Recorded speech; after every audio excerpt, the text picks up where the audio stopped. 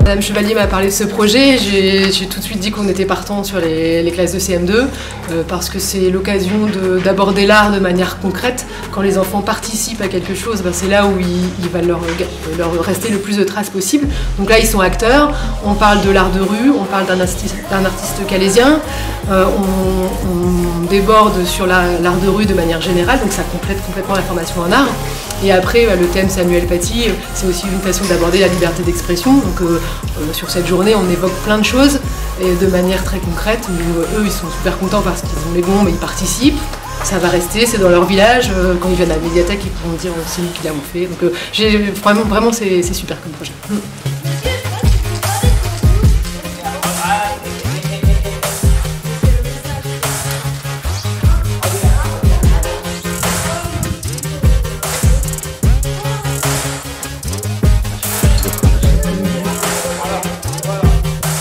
Je trouve que c'est vraiment super que la maîtresse nous a fait participer à cette initiation géniale. Et c'est important pour vous de défendre cette liberté d'expression? Bah oui, parce que si on peut pas parler de ce qu'on veut et qu'à chaque fois on est gêné qu'on doit parler, bah c'est un peu nul, on va dire.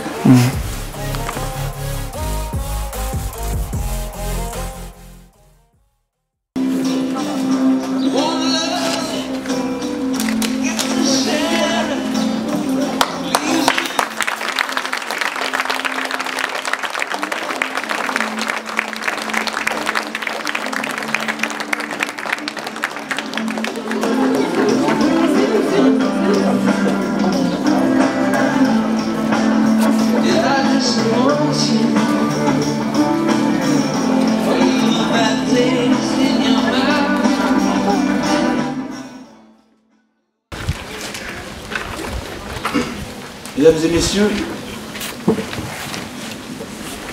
il y a des moments parfois difficiles lorsqu'il s'agit de prendre la parole et de s'exprimer. Pourtant, celles et ceux qui me connaissent savent que c'est un exercice qui ne me déplaît pas en règle générale. Mais là, je vous avoue que c'est un peu difficile. Il y a beaucoup d'émotions. Et dans ce genre de circonstances, il faut rester authentique, sincère et laisser place à l'émotion. Nous ne sommes que des femmes et des hommes. Mes premières pensées et mes premiers mots aussi iront à l'endroit de Jean et Bernadette, les parents de Samuel. Je permettrai d'avoir une pensée émue et en votre nom à leur endroit. Ils devraient être parmi nous, mais ils ne peuvent pas. D'abord parce qu'ils sont assez éloignés, et puis ils n'ont pas pu, pour des raisons aussi physiques, se déplacer. Et sachez que cette démarche, qui est finalement complètement normale, a l'assentiment de la famille de Samuel Paty. Donc je voudrais d'abord avoir une pensée et leur dire à Jean et Bernadette à quel point nous sommes touchés, émus par cette réalisation et à quel point je les remercie de nous avoir encouragés. Il n'y a rien de pire pour un parent que de perdre un enfant. Rien de pire. Et ces gens ont été frappés par la perte d'un enfant, d'un enseignant, d'un professeur, d'un agent de l'État, comme on peut l'être quand on est élu.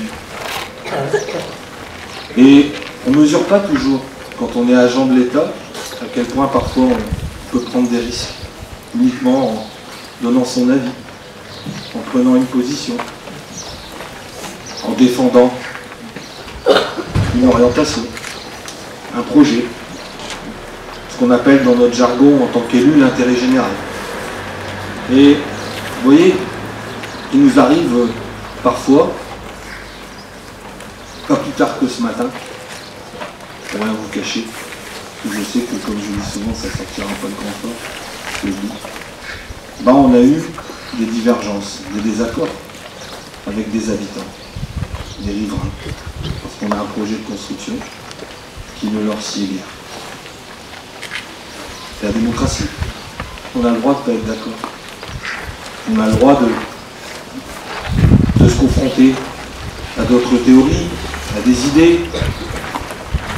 Mais finalement, quand on mesure et qu'on prend le recul nécessaire, et autant que possible, de ce qu'il peut y avoir comme conséquence, à partir d'un choix courageux, ben c'est dramatique. Et Samuel Paty a perdu la vie parce qu'il a défendu la liberté d'expression.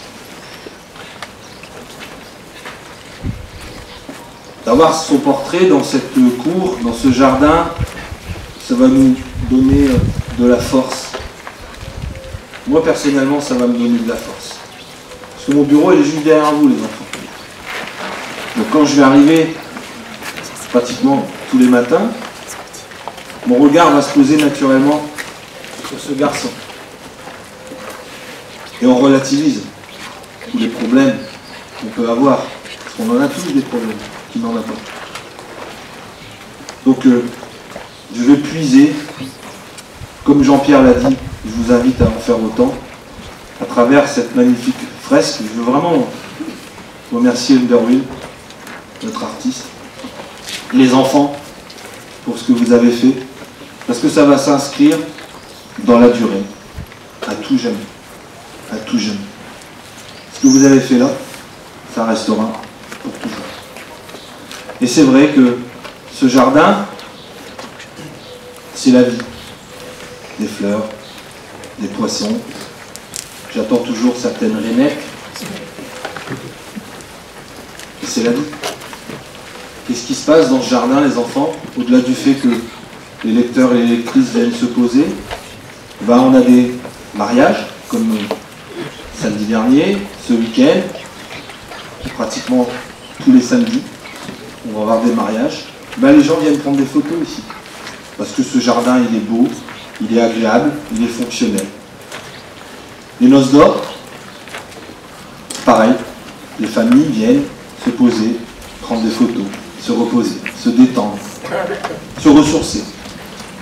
Et je voudrais remercier particulièrement les services municipaux, Valérie Chevalier, qui se cache.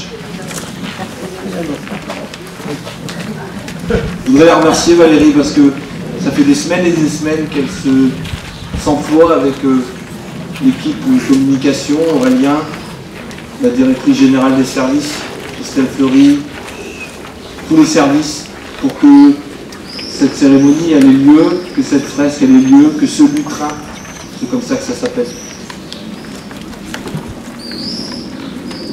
soit érigé. Et donc je veux vraiment les remercier parce qu'ils y ont mis du cœur. Je veux remercier aussi les services Espace Vert, Jean-Michel. Je crois que tu es là, Jean-Michel. Viens te faire voir. Approche-toi. Jean-Michel et son équipe, ils méritent un tonnerre d'applaudissements.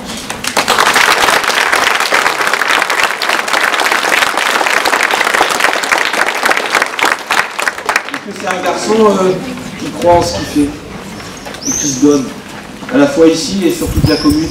Et ils font un boulot qui n'est pas facile. C'est grâce à eux si on a un certain nombre d'aménagements, de zones de confort, de jardins, d'espaces verts transformés, améliorés.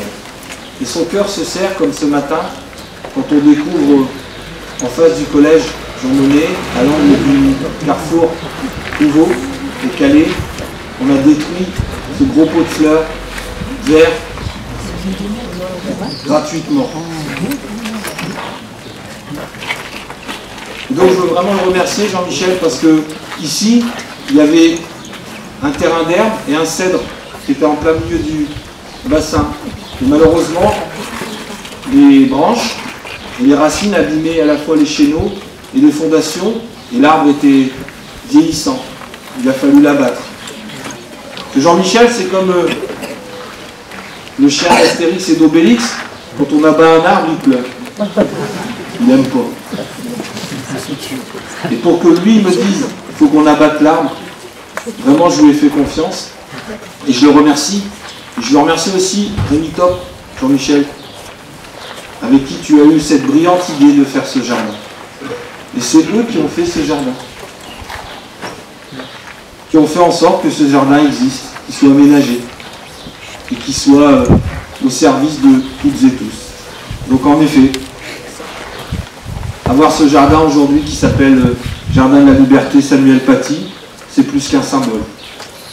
Et parfois les symboles valent plus fort, et valent mieux que les paroles.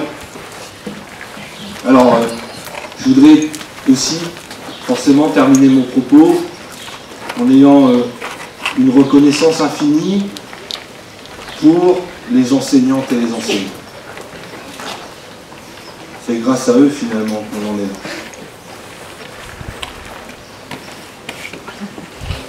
Et on vous doit énormément.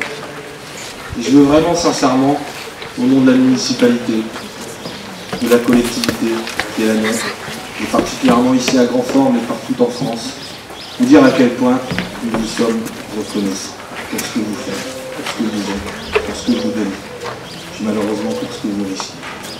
Donc merci à vous d'être là, d'avoir joué le jeu, de jouer le jeu et d'être présent et de faire en sorte que cet hommage soit rendu possible et que Samuel Paty désormais est inscrit à tout jamais dans nos cœurs.